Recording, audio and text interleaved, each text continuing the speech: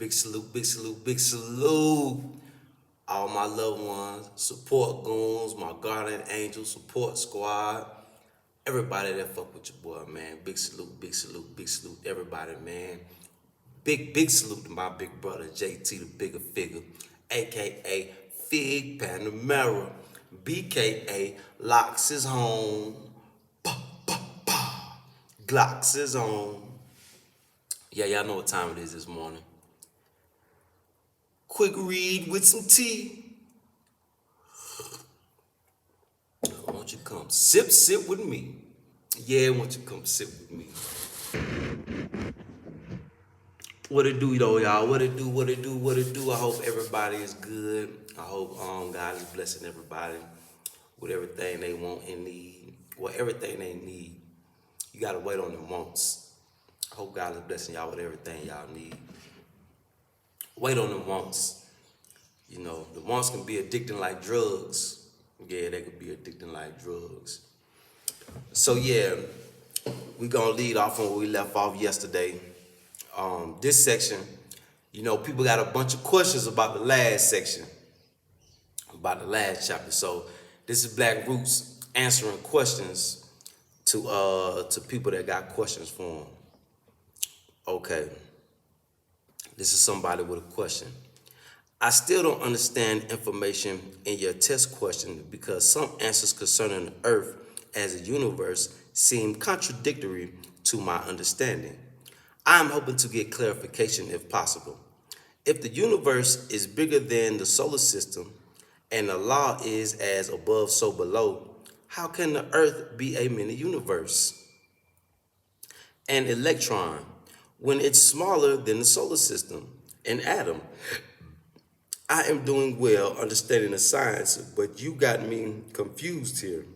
I really like the teaching that the lower life forms evolved from the black woman and not the reverse. It makes sense to me as science says reaction flow from high to low.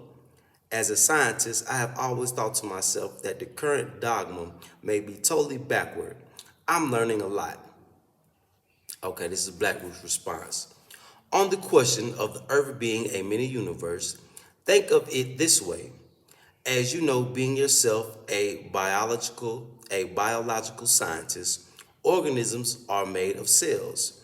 The cell in the cell in a biology is equivalent to the atom in physics, and the solar system is astronomy.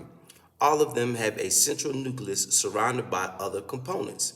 Many cells unite together to form larger organs until, in or case, the entire human body is complete. Similarly, solar systems unite to form the entire universe, and atoms unite in the same way to form the Earth. So atoms are exactly the same in function as solar systems and cells. All these three many components, cells, atoms, and solar systems, consider themselves, and proudly so, to be part of a larger universe, being in the case of our cells. The universal being is the human body. In the case of solar systems, there is the entire universe. What then is it in the case of atoms? Their universe is the Earth. So the human body is a micro universe. The Earth is a mini universe. And the universe is the prototype after which the other two model themselves. You can go further down and consider that electrons orbit their nucleus the same way the Earth orbits the sun. So electrons are equivalent to the Earth and are in a nano universe, and so on down to infinity. Now it's a fact that before our universe was created, there was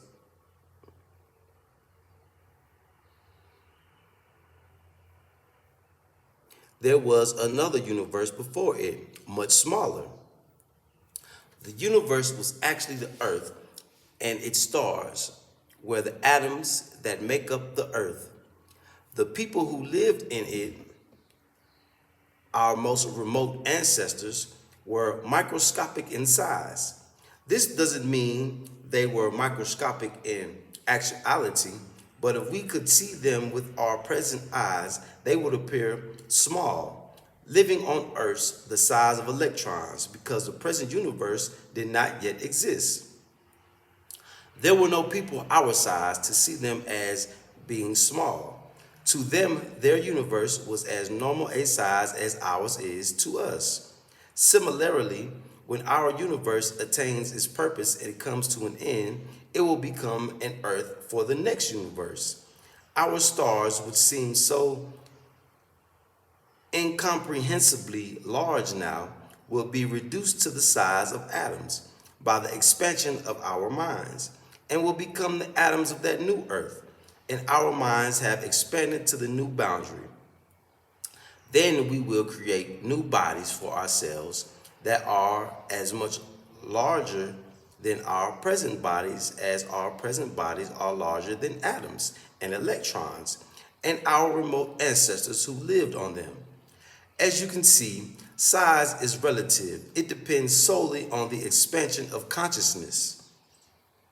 Okay, this is somebody else with another question.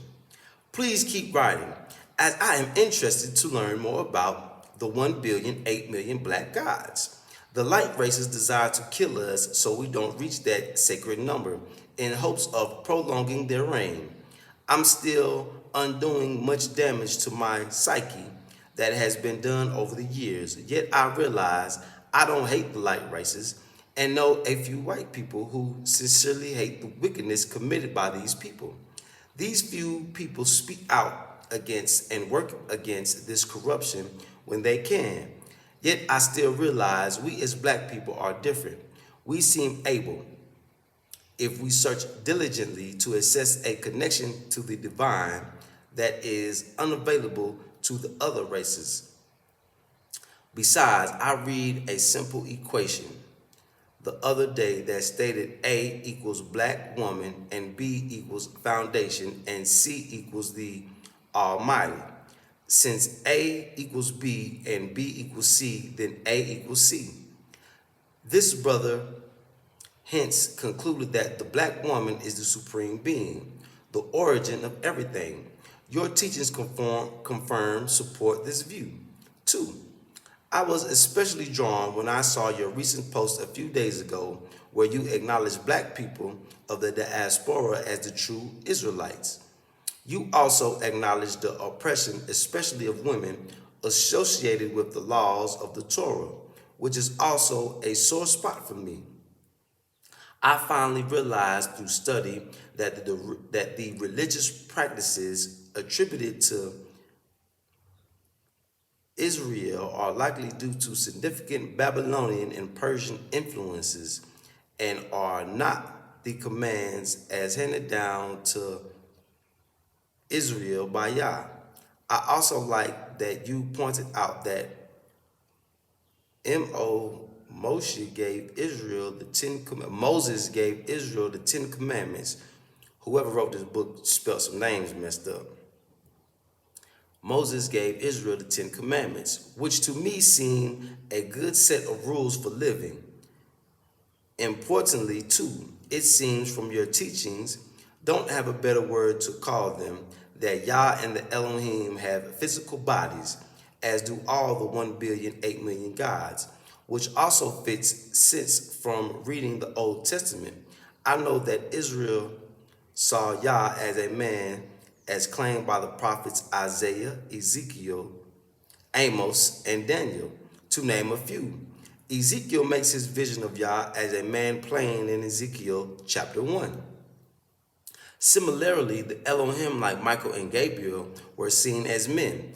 This vision of Yah as having the appearance of a human in the Old Testament fits with your explanation of Yah and the Elohim in the creation of people on this earth, and adds more to my understanding of how we Africans of the diaspora are the people of Yah. I do have questions about the true religion of Yah, Yahweh, and should I be practicing it? Many Israelites who know they are descendants from Israel expect Yah to deliver us back to the land of Israel in the Middle East if they keep the commandments as written in the Old Testament. Oppressive through they are. I figured there is something better than to return to that bloodstained place. It can be found by re-establishing my connection to Yah through knowing myself in Kemet. The people said, know thyself and you will know the gods, because we are the gods. This is Blackroot's response. You're right that the light races will resort to anything within their power to try and prolong their rule on earth. But they will not succeed. Their time is up. Simple as that. The God of this age has protected them for 6,000 years so they could live for their allotted time. Otherwise, black people would have destroyed them long ago. But now they've reached the end of God's mercy as far as their existence on earth. There is nothing they can do about it. Soon their power, which depends on guns and bombs, will be taken away. Yahweh's angels, the Elohim, visited their descendants, your ancestors, before they were enslaved, many times in the past. With each visit, the circumstances were different, deteriorating for the most part as the centuries rolled on. In order to preserve the Israelites, Yahweh, through his angels and prophets, added stern commands to the fundamental laws first given to Moses. This was necessary then to ensure that the people would survive, no matter how dire the circumstances got or how oppressive their enemies became. Since the woman is the cradle of society, it's understandable why some of the rules directed at women were so strict. It's one thing for men to break the rules of morality, especially sexual morality, but it's detrimental to the entire nation when women do the same. Of course, the ideal situation is for both men and women to obey the laws designed to safeguard the nation's survival, but it's imperative for women to be the last ones standing. If it comes to that, that's the reason behind the strict laws directed at the mothers, sisters, and daughters of the nation. Now, people being what they are in a state of self-forgetfulness, especially men, they couldn't resist the temptation to use these laws against women.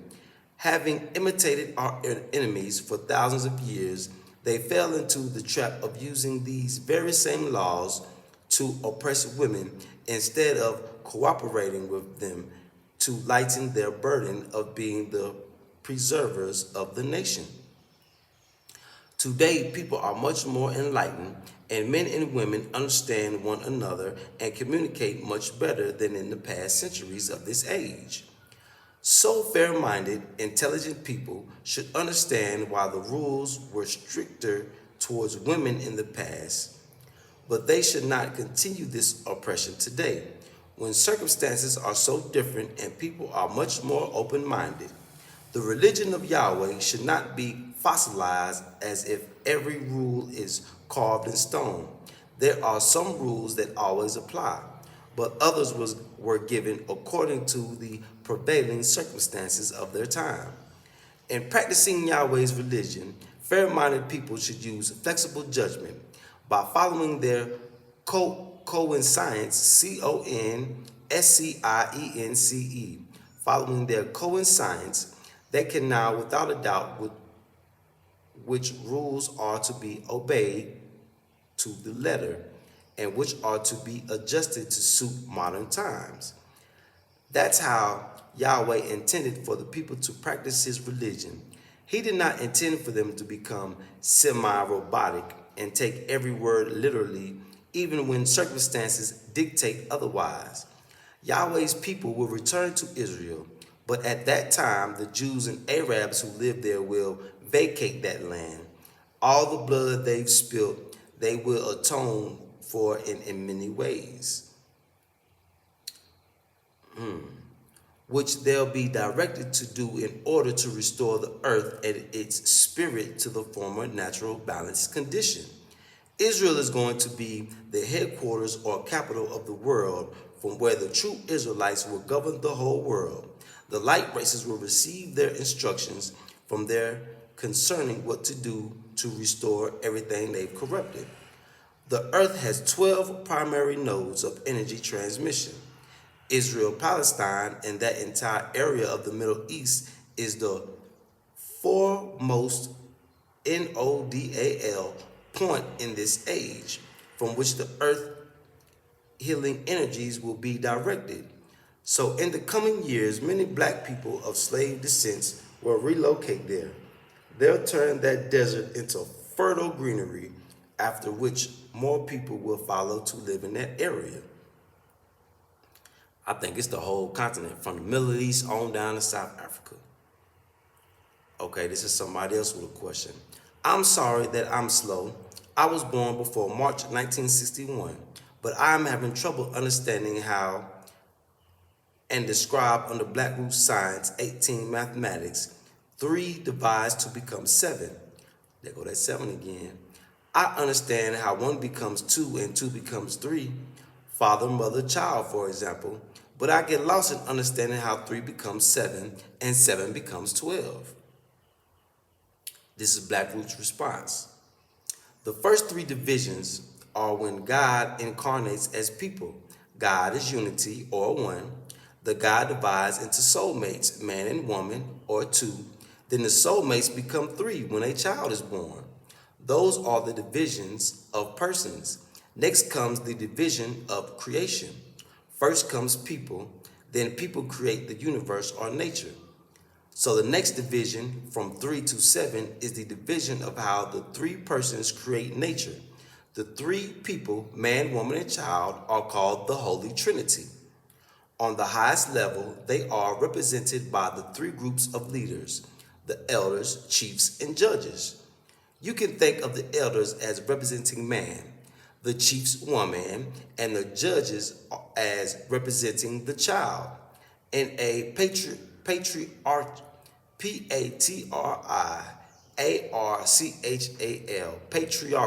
society.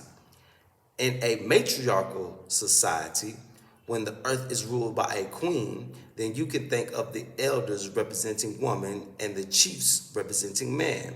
So we have 1, 2, 3, or man, woman, and child. But we also have 1, 2, 3 as elders, chiefs, and judges. As far as creating is concerned, they are the primary leaders in creation. And the fact that there are 3 groups creating results in 7 creations, or 7 versions of things, such as colors. The reason is as follows. All 3 groups can create independently, which they do. But they can also create in collaboration, which they also do. How many creations will there be if they created independently? There'll be 3. Because there are 3 groups, how many more if they collaborate? There'll be 4 more, because there are only 4 ways in which they can collaborate. Think of your husband representing the elders, yourself as representing the chiefs, and let's say you have a child representing the judges. Your husband can create all by himself. That's the independent creation. You can also create all by yourselves. That's the second creation. Your son or daughter can also create by himself/herself. That's the third type. So there are 3 independent creations. Then you all decide to collaborate. First is your husband collaborating with you. That's the 4th type of creation. Then he collaborates with your son to make the 5th type. Then you collaborate with your son to make the 6th type. Then all 3 of you work together to make the 7th and final type. That's all the combinations possible. That's why there are 7 colors in the rainbow and 7 tones in music. As far as the number 12, you'll have to read the section again where I make a comparison with 12 spheres surrounding 1 sphere. This is also a natural limit, so the number of tribes of the black nation cannot exceed 12. Oh man. Okay, we'll keep going. This is somebody asking a question. For those black people like myself born before March 1961, or 10 inactive strands of DNA will thus stay inactive. If I read and understand installment 15, The Chosen People of Yahweh, correctly, will this exercise really help us? Not trying to be difficult, just trying to understand.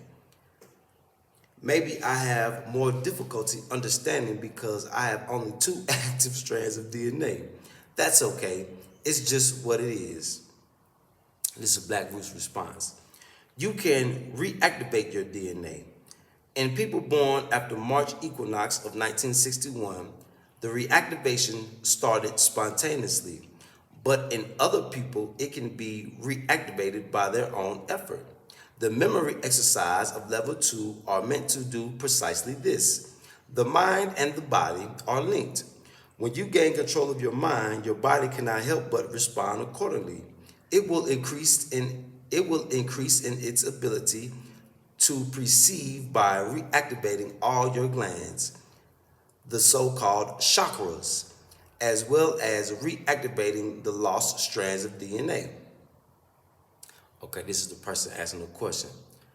Okay, I get that exercise will help to activate my inactive strands of DNA. What is more difficult to comprehend is if the 10 inactive strands are spontaneously reactivated in black people born after 1961, why are so many young people still following the old ways to glorify sex and violence? Why does the reaction spontaneously occur in those born after 1961, March 1961? My nephew was born after 1961, but he still died of a brain tumor. Wouldn't having his 10 inactive strands spontaneously activated make him stronger? I'm just trying to understand. I read in Black Roots that sickness is due to a character flaw. If sickness is due to a character flaw, then why is the world still terrorized by healthy but hateful white men? If the ruling elite, their characters are not flawed by understanding, is that reactivating my 10 strands of DNA will allow me to begin answering these questions myself? I can link to that much is within me. I hope so. Black Roots. I'll answer your second question first. Why does the reaction spontaneously occur in those born after March 1961? The human entity, body, and mind goes through 7 stages to reach completeness. After birth, the body takes 7 years to leave the stage of infancy or proper childhood, then another 7 years to reach puberty. Then it reaches adulthood or maturity at 21. At 28, it reaches dietary or metabolic maturity. That's why when I hit 28, I couldn't drink milk like I used to. The lactose intolerant kicked in. At 35, the person reaches emotional maturity and then mental maturity at 42. The 6 stages then